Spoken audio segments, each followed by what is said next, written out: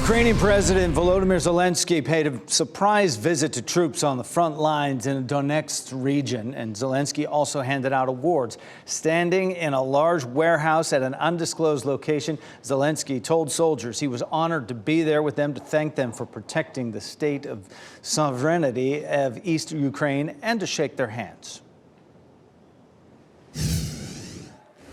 And happening right now in the WRAL Live Center, former UK Prime Minister Boris Johnson, he began testifying today at a crucial hearing on whether he misled Parliament about lockdown parties during COVID. Now, he denies that he lied. He said it never occurred to him that the gatherings broke restrictions that were placed on those social gatherings during COVID. And he said they have nothing to show that he was warned in advance and that what he was doing was illegal. He said, "I bitterly regret it, but hand on heart, I did not lie to the House." And the hearing is expected to last several hours. Now, if Johnson is found to be lying, it could be really bad news. He could face suspension or even lose his seat in Parliament. Michelle, thanks. One person has been arrested in connection with an intense fire at a boat storage facility in Seattle. More than 40 boats were destroyed. The boat storage facility and 2 other buildings were damaged. Around 80 firefighters on land and on water responded to the scene, along with crews from the Coast Guard and police. No injuries reported, amazingly. The exact cause of the fire, not yet known. The community of Uvalde, Texas, got an update on the progress of its new elementary school. The new school will also be nearly twice as big as Robb Elementary. Security was top of mind in this new school design, with fencing around the play fields, keyless entry points, and 9-foot-tall privacy gates. The campus is expected to be finished by 2024. There are also plans to memorialize the 21 Robb shooting victims in this new design. Right now, Robb Elementary students attend 2 other Uvalde elementary schools. Ford Motors unveiled its first all-new electric vehicle exclusively for the European market. It's an EV crossover, part of Ford's plans to transition its European lineup to be entirely electric by 2030.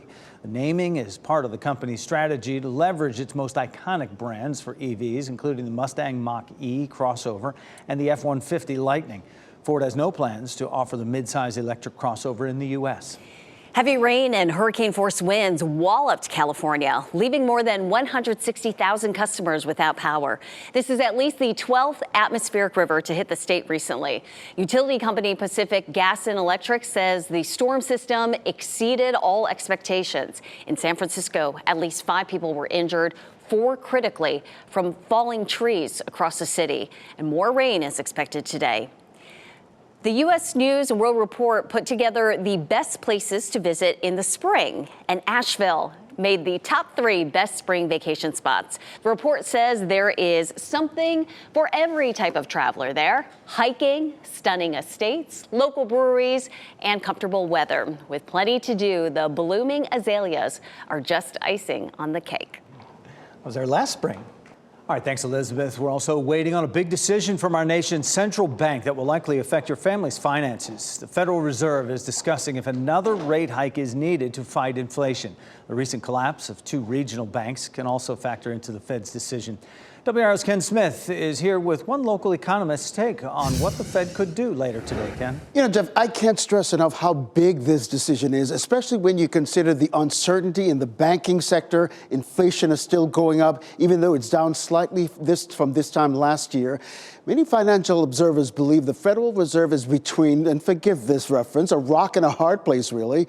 The central bank was not expecting 2 banks to collapse just 2 weeks before today's scheduled meeting. But the fact is, the Fed is charged with bringing down inflation. Now, with that in mind, NC State economist Mike Walden and others believe the Fed will raise interest rates by at least a quarter point. That said, Walden also believes the Fed is looking at the end game, the result of these ongoing interest rate increases. Hopefully, fingers crossed, where we could be maybe at the end of this year or next year is hopefully not a recession, but a situation where people aren't quite spending as much as they were. Businesses maybe aren't expanding, but we're not seeing big job cuts, and we're seeing the supply chain continue to improve. And the combination of all that would bring us lower inflation without a recession. And yeah, that's the key, right? Walden says whatever the Federal Reserve does, it's important that you have a financial plan for your household budget. A decision by the Federal Reserve is expected sometime this afternoon, likely around 2 p.m. Jeff? Ken Smith live in studio for us. Thanks for that update. And Ken, as you know and can imagine, U.S. stocks are wavering ahead of that Fed rate decision right now. The Dow Jones Industrial Average down 37 points this noon.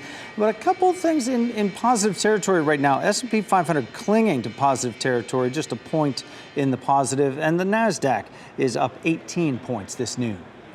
New at noon, we're following travel troubles for Greyhound bus passengers stranded in Raleigh. Some people have waited for more than 12 hours with very little information about when they'll make it to their final destinations. WRAL's Joe Fisher is live at the bus station on Capitol Boulevard as the complaints pile up. Joe, what have you been hearing? Renee, these hours-long delays have some Greyhound passengers in tears this morning, waiting on their bus after 11, 12, even 15 hours. Here at the station on Capitol Boulevard in Raleigh, we just talked with some customers who have been hanging out outside and inside the station here, telling me that they've been waiting more than 6 hours for their bus to New York. They've been told that there is no driver for that bus. We are working to get some information from Greyhound today. I did reach out to a spokesperson who tells me they are working on getting us some answers. One woman traveling back to California says she waited more than 6 hours. The staff told her they didn't have a driver. And then there is the story of a woman from Fayetteville. She was coming back from Florida to Fayetteville. Tanya Green says the bus drove right past Fayetteville and took her to this station in Raleigh, where she waited for more than 15 hours overnight. This is my first time I took Greyhound, and I will never take them again. Ever will I take them again. And in 2021, Flixbus acquired Greyhound, and just last month, we have learned from Flixbus that the two companies combine the technology that they use for customers to purchase their tickets. It's still unclear if that change between Flixbus and Greyhound has anything to do with these recent problems. But I'll tell you, you take one look on social media and you will see complaints just in the past 3 or 4 days here with complaints about long wait times, not only here in Raleigh, but in cities like Boston, Chicago, Philadelphia, even up to the Ohio area. Again, we're working to get some information from Greyhound. Just as soon as we get that, we will post it for you on WRAL.com. Certainly very frustrating out here for so many passengers. Renee? And we can see and hear that frustration. And Joe, we hope they get on their way soon. Joe Fisher, keep us posted live from Capitol Boulevard in Raleigh. Shot in 4K ultra high definition. Your #1 source for local news. WRAL News. Coverage you can count on. In Virginia, 7 sheriff's deputies and 3 hospital workers are all facing second-degree murder charges in connection with a deadly encounter inside a mental health facility. Newly released surveillance video appears to show people piling on top of Irvo Otieno until he is no longer moving. Katie Beck spoke with Otieno's heartbroken mother. From start to finish, they failed Irvo Otieno. Fighting back tears, the mother of Irvo Otieno telling us she believes a group of sheriff's deputies and hospital workers murdered her son. She says the 28-year-old had a history of mental health issues and just needed help. When they took him into the hospital, I expected him to be taken care of and to come back home to us.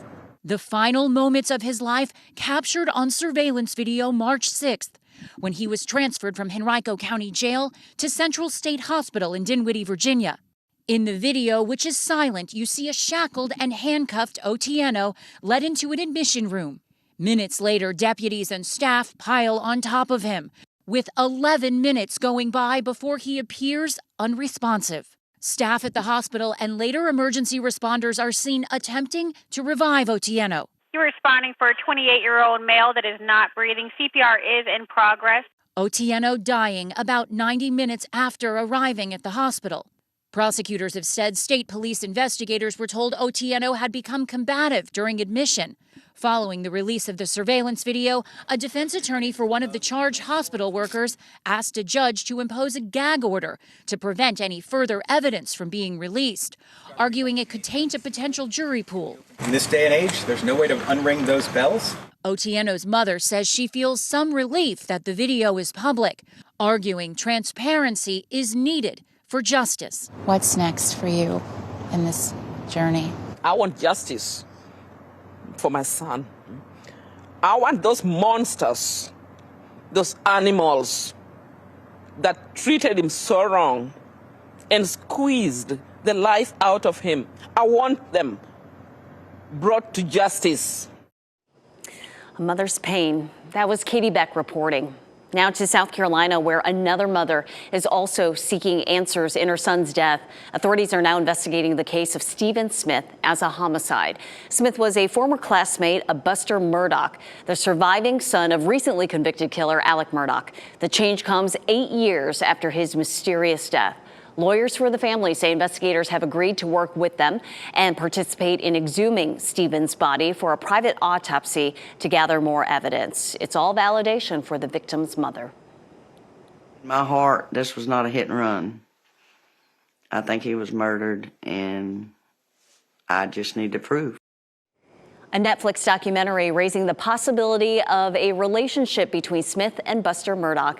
In a statement to NBC News this week, Buster called the rumors baseless and denied any involvement with Stephen's death.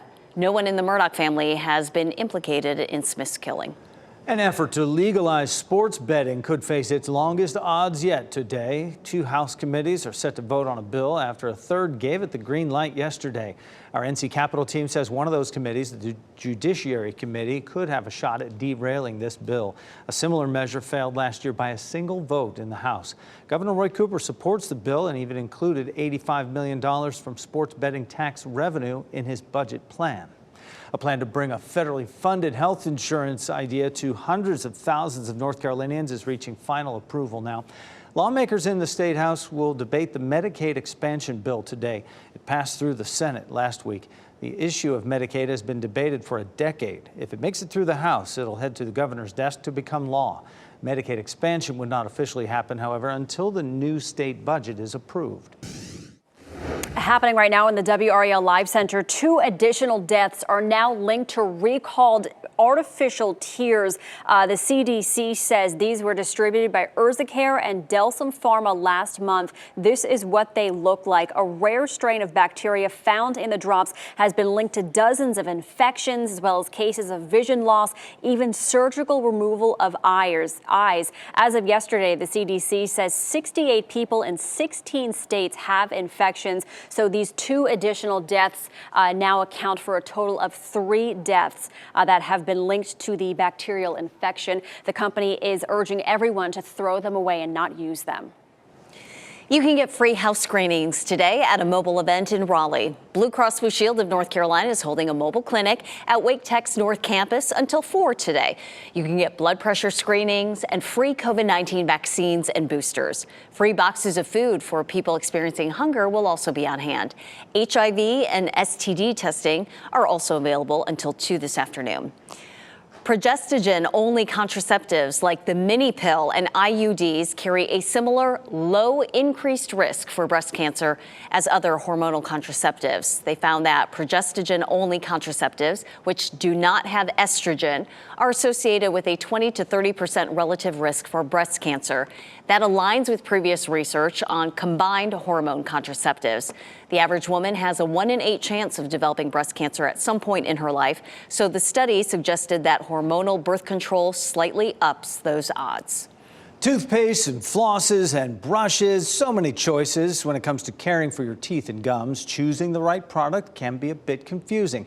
Some ponder whether manual or electric toothbrushes are better. Soft or hard bristles, string, tape, or water flossing. Don't forget about the rows and rows of toothpaste. But there is one thing that's clear. No matter what kind of toothbrush you use, opt for one with soft bristles because hard bristles are more likely to damage your gums and enamel. And when it comes to toothpaste, be sure it contains fluoride. If you want a whitening toothpaste, the ADA seal of acceptance is a good sign that it won't damage your enamel. Finally, in the debate over a water flosser or string, string is best at scraping bacteria from your teeth. But using a water flosser is still much better than not flossing at all.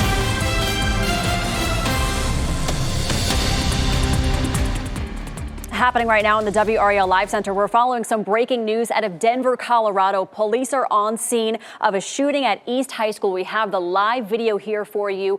This is live of the high school. This is East High School in Denver, Colorado. At this time, they say 2 adult victims have been located and transported to area hospitals. It's believed that the suspect is no longer on the scene. Investigators are working to come up with more information.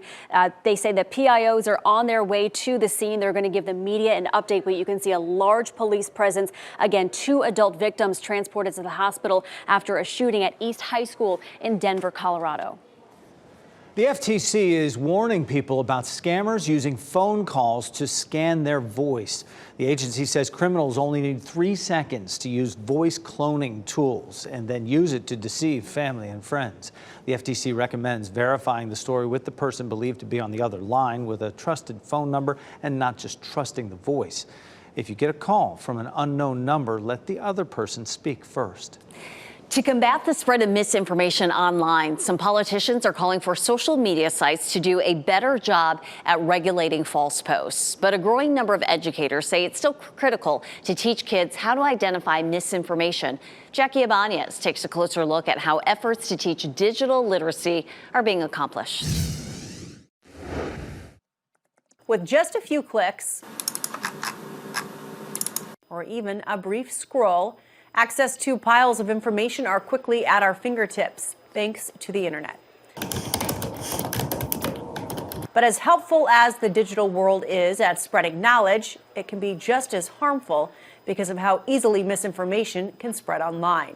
Everyone's susceptible to misinformation. It doesn't matter which political affiliation you are, it doesn't matter what your age is. To help prevent people from believing false claims, a growing number of educators across the country are calling for students to better learn how to identify when they're being lied to. Like I remember back in the day when we would call young people the digital natives, right? That we didn't need to teach them because they could figure it out because they were somehow born into this space, and so they'd be able to figure it out. Well, that didn't really pan out. Misinfo Day at the University of Washington is helping to do just that, offering high school students exercises in how to responsibly consume media, how to fact-check information with credible sources, and why it's important to hear both sides of an argument. I think it's really good for these types of conventions to happen so that kids can learn not only how to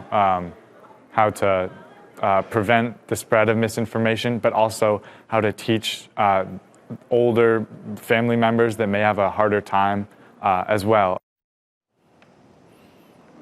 And that was Jackie Ibanez reporting. Several states, including Illinois, New Jersey, and Texas, have recently enacted new guidelines for teaching students how to accurately search for facts online. Just because they grew up with it doesn't necessarily mean they know how to navigate it. So important to teach something them. in this day and age. Leave a comment and share this video with your friends. With daily uploads, there will always be a conversation.